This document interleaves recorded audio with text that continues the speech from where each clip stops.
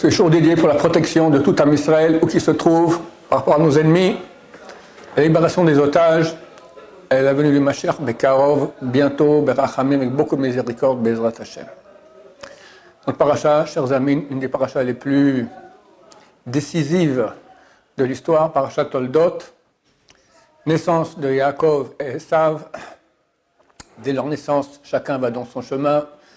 Yaakov, Ishtam Yoshevo Alem, un homme parfait, assis dans les tentes, et la Torah, un tzaddik. Esav, qui est l'aîné, un voyou. Il va dans les champs, il fait de la chasse, tout ça. À l'âge de 15 ans, quand les deux ont 15 ans, Abraham, le grand-père, décède.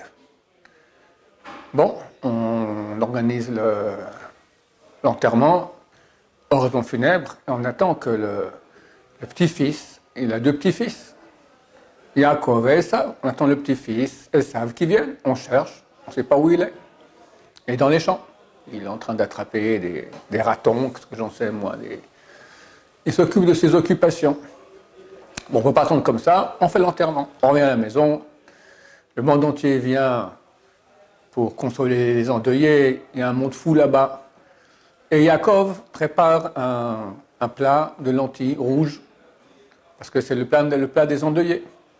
Esav revient des champs, fatigué, et en situation de faim terrible. Il voit tout ce monde-ci, tout ça, il apprend peut-être en passant aussi que son grand-père Abraham est mort, mais il n'a absolument rien à faire. Un voyou, il a faim. Alors Yaakov lui dit, ok, si tu as faim, hein, alors tiens, prends de ce plat de lentilles. Mais je ne te le donne pas gratuit. Tu me donnes en contrepartie ton droit d'aînesse. Tu es l'aîné, tu me donnes le droit d'aînesse. Et ça avait dit à quoi ça me sert un droit d'aînesse? C'est les lois du temple, à la porte, c'était les aînés qui faisaient le service sacerdotal, on ne peut pas boire, on ne peut pas avoir les cheveux longs, on ne peut pas ci, on ne peut pas ça. Moi, ça me casse les pieds. Allez, je te le vends. Et il commence à manger son plat de lentilles, il invite ses copains, les voyous aussi, et c'est décrit qu'ils ont bien rigolé. Ils se sont moqués de Yaakov, qui vendait un plat de lentilles pour rien. Ils ont dit non seulement, et on mange son plat, et on s'éclate, on se moque de lui. C'est pourquoi son plat, parce que pour eux, le droit d'aînesse n'avait tellement aucune valeur, que pour eux, c'est comme s'ils avaient acheté le plat de lentilles pour rien. Donc en fait, c'est comme si c'est toujours le plat de lentilles de Yaakov. Donc on mange à ses dépens et on rigole bien. 48 ans plus tard, nos deux compères ont 63 ans. Yitzhak veut bénir son fils aîné, Esav. Yitzhak n'est pas au courant de la transaction. Et donc veut le bénir. Il lui dit, va m'amener du gibier pour que je sois comme ça en pleine forme, je te fais une bonne bénédiction. L'histoire est connue, Rivka, par prophétie, elle est au courant de cela. Elle dit à Yaakov, je lui fais les deux plats, c'est bon. Yaakov dit, mais moi je suis tout lisse de peau, alors que Esav est chevelure, on lui met une pelisse de fourrure. Et il rentre chez Yitzhak, son père, se faisant passer pour Esav. En parenthèse, il a tout changé. Il a mis les habits de Esav, la pelisse de fourrure, il dit qu'il est Esav, mais il est resté poli, il est resté Yaakov. On peut changer tout, mais pas. C'est marqué que la parole, c'est l'expression de l'âme. Il n'a pas changé d'âme. Donc, Yitzhak lui dit, mais t'as fait vite? Oui, Baruch Hashem, ton Dieu m'a aidé. Yitzhak, il ne comprend pas. Jamais Esav prononce le nom de Dieu. C'est bien toi, mon fils aîné, Esav? Il répond oui. Pourquoi il ment? Yaakov, il l'a appelé Emet, c'est lui le tenant de la vérité le plus puissant. Comment il peut mentir? C'est pas qu'il ment.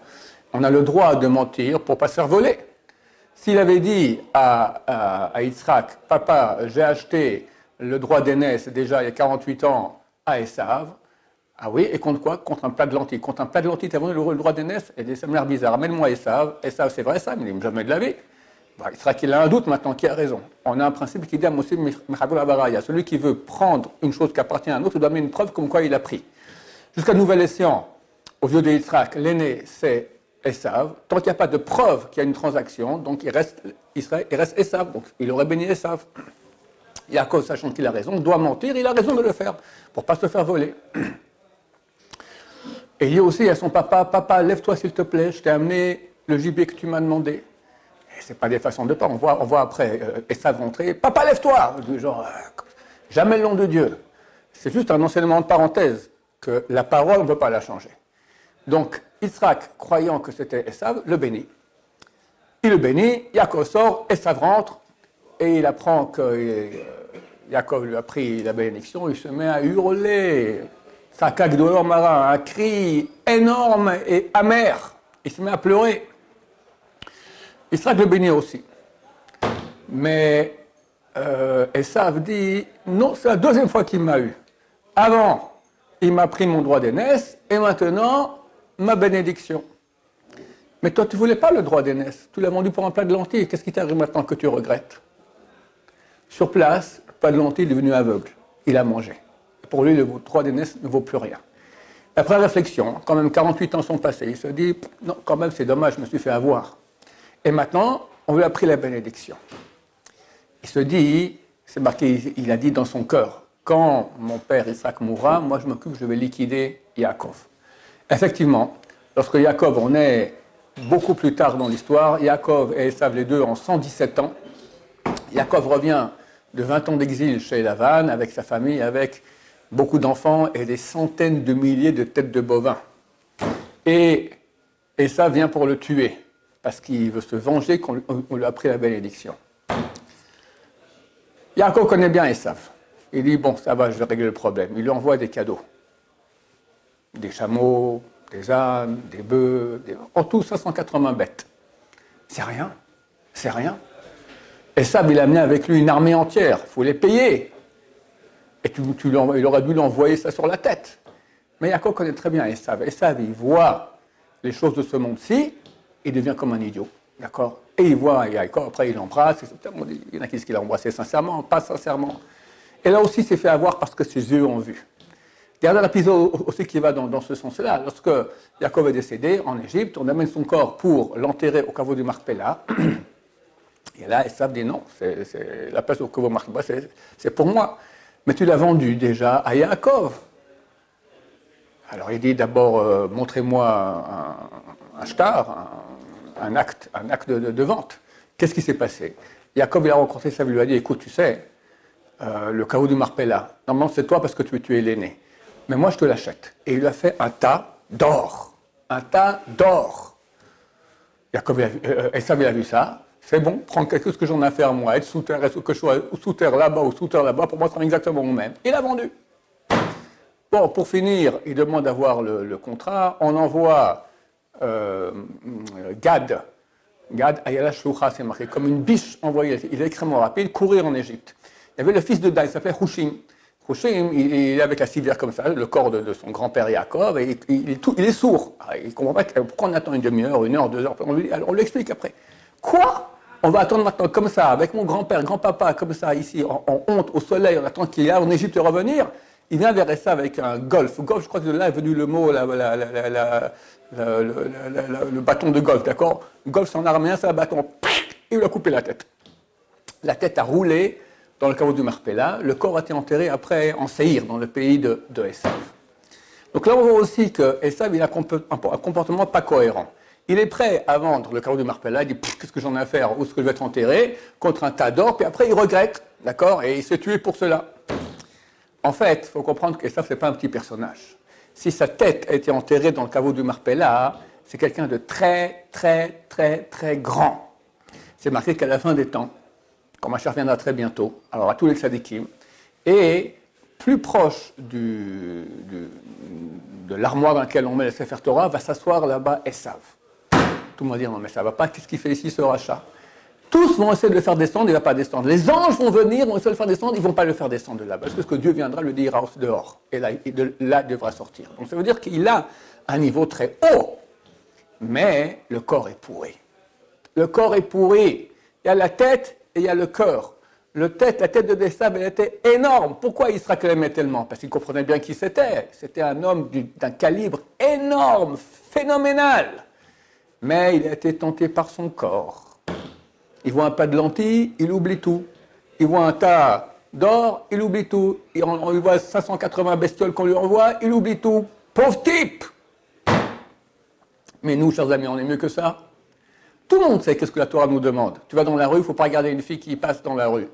Oui, non, une bagarre terrible. Combien de fois on tombe dans le panneau? Qui ne tombe pas dans le panneau? Mais tu sais que c'est interdit, ça lave de Horaïta. Le corps est plus fort. C'est marqué que les Rechaïm, les mécréants, je ne parle pas de nous, je parle de Esav. L'Ibam, c'est marqué que Netunim, les Libam, ils sont donnés dans les mains de leur cœur. Et au contraire, les tzadikim, leur corps est donné dans leurs mains. Est-ce que je maîtrise mon cœur ou pas? Le matin, il faut se lever. Il fait froid, on est en plein hiver. C'est maintenant qu'il faut se lever, mais combien c'est bon sous la couette? On rajoute 5 minutes ou pas? 5 minutes, des fois on rajoute 5 heures, d'accord? Tu dois faire une bénédiction avant de manger. C'est un effort. Au lieu de directement, il faut 1 seconde et demie. 1 seconde et demie. Vous savez combien de brachot on fait dans la vie? 3-4 millions de brachot on fait dans une vie. On va commencer à faire, à vérifier le tri. Comment tu as pensé ce que tu disais? Tu as bien prononcé? Combien de fois on ne pense même pas ce qu'on dit? Combien de fois on oublie la bracha? Combien de fois on bégaye, on coupe des parties de mots? Il va rester peut-être quelques dizaines, allez, quelques centaines de brachot qui sont bien. Rabbeinu Hari, il a dit que tout ce qu'il a... Rabbeinu Hari, c'est l'auteur de toute la Kabbalah moderne, à Tzfat, il y a 500 ans. Et tout ce qu'il a reçu comme flux de connaissances de tout, il connaissait les mondes supérieurs extraordinaires. C'est grâce à 2 choses. La joie dans les brachot et l'intention qu'il mettait dans les bénédictions qu'il faisait. Et nous, bric. Et puis, dans les affaires, il faut rester honnête. Pas à peu près honnête, complètement honnête, c'est des efforts. Alors la tête, oui, mais le cœur, il dit, oh là, je peux gagner maintenant beaucoup d'argent. Pauvre type, si c'est pas honnête, tu vas le perdre, il n'y aura pas la bénédiction là-dedans. On est confronté à notre cœur toute la journée. Chers amis, il ne faut pas être comme des Esav. Esav, il a regretté. Il a regretté. Il n'a qu'une armée entière pour tuer Yaakov. Donc ça coûte beaucoup d'argent. Et quelques bestioles qu'on lui envoie, et hop, il dit, ok, je te pardonne pour les bénédictions que tu m'as prises. Pas pour quelques bestioles. Il ne faut pas qu'on tombe dans le panneau de Olam Hazé, ce monde-ci. Ce monde-ci, il est très alléchant. C'est comme ça qu'il l'a créé. Dieu vous donne beaucoup de mérite. Alors il nous met un challenge, une épreuve. Et nous tous, qui qu'on soit, le plus grand tzaddik, le plus grand mécréant, on a ces épreuves-là. Mais commencez à monter, à maîtriser cela. À la fin des temps, c'est écrit que Dieu va prendre les Sera et va l'égorger. C'est marqué que les tzadikim vont pleurer et les Rechaïm vont pleurer. Les tzadikim, les justes et les mécréants vont pleurer. Les mécréants vont pleurer. Ils vont dire, comment est-ce qu'on n'a pas réussi à vaincre un cheveu? Pour eux, les Sarahs, ça a l'air comme un cheveu. Et les tzadikim vont pleurer, comment est-ce qu'on a réussi à vaincre une montagne pareille? Demande le Marshal, alors je ne comprends pas, les Sarahs, c'est une montagne ou c'est un cheveu? Il dit, les Sarahs, c'est de l'imagination. Tout le monde sait que l'imagination, elle a un impact sur nous beaucoup plus grand que la réalité. Des fois, ce qu'on s'imagine de jouissance qu'on aura en faisant un péché ou même une chose permise, c'est beaucoup plus grand. Regarde à Yom Kippour. D'accord? Qui ne pense pas à un moment où il y a une pâtisserie qui passe devant lui, il est en train de pleurer de ce péché, il voit de la pâtisserie. Bon, qu'est-ce qu'on va faire? On a des corps comme ça. Bon, le soir, il rentre à la maison, il mange la pâtisserie. Elle est toujours moins bonne que dans son imagination de l'après-midi. Et comme ça, pour toutes les jouissances qu'il y a dans ce monde-là. D'habitude, c'est beaucoup moindre que ce qu'on a imaginé. Le Sarabien, il nous fait imaginer. Alors, tu tombes dans le panneau, et après, tu dis, c'était rien, un cheveu. Les mécréants vont pleurer pour tous ces cheveux qu'on a pu vaincre tellement facilement. C'était rien! Qu'est-ce que j'ai eu comme jouissance après? La gnognotte! Les tzadikim qui ont résisté. L'imagination, c'est pas une fois qu'elle vient, elle revient 1 fois, 2 fois, 10 fois, 15 fois, 100 fois. Et il tient bon, d'accord? Pour lui, c'est comme une montagne. Une montagne! Il va pleurer, comment j'ai réussi à faire une chose pareille? Donc, chers amis, il faut se battre. Il ne reste plus beaucoup. Il reste plus beaucoup de temps. Ma charte à la porte, tout le monde le dit. J'ai encore fait un punchline aujourd'hui, un short où je dis, voilà, au nom d'un grand tzaddik en Amérique qui dit, ça y est, ma chère, il va arriver. On le sait. C'est dommage de faire partie de ceux qui sont dans les mains de leur cœur. Le cœur, c'est rien, c'est de l'imagination. Il t'envoie faire ci, après tu vas faire ça, il te fait rater ta vie. Alors, je sais que c'est difficile, moi aussi j'en essaierai, d'accord. Mais se battre, au moins montrer à Dieu qu'on se bat, tenir, faire plus. Et comme ça, dans Hachem, on fera partie des tzadikim dans le cœur et dans leurs mains. On fera partie de Yaakov, sa descendance, pas de Esav, ce mécréant qui a fait tellement de mal au peuple d'Israël. Que Dieu nous aide à nous tous, à nous battre contre les Sahara, il faut prier à cela, il faut se battre. Et Dieu, quand il voit qu'on avance, il va nous aider. Bezrat Hashem. Baruch Adonai, l'olam, amen va amen.